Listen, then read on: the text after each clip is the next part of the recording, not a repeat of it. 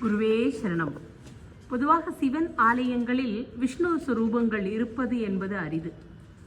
இந்த கோயிலிலோ நரசிம்மர் மிக அழகாக இந்த மண்டபத்தில் எழுந்தருளி இருக்கிறார்.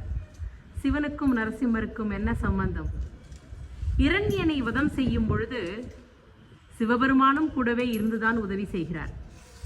இரண்யனுடைய தோலை கிழித்து தன் சட்டையாக சாத்திக்கொண்டு எலும்புகளையெல்லாம் மாலையாக மாற்றி இங்கு வந்து அமர்ந்த தலம்தான் சீர்காழி சட்டைநாதர் தலம். மிக அழகாக பைரவ சுரூபமாக நமக்கு காட்சியளிக்கிறார். ஆகவே எப்பேற்பட்ட வம்பு வழக்கு கோர்ட் தடைகள் இருந்தாலும் இங்கு வந்து ஒருமுறை சட்டநாதரை தரிசனம் செய்தால் அது அத்தனையும் விலகும். எப்படி தெரியுமா? சூரியனை கண்ட பணி போல. வாருங்கள் சீர்காழிக்கு, சட்டைநாதர்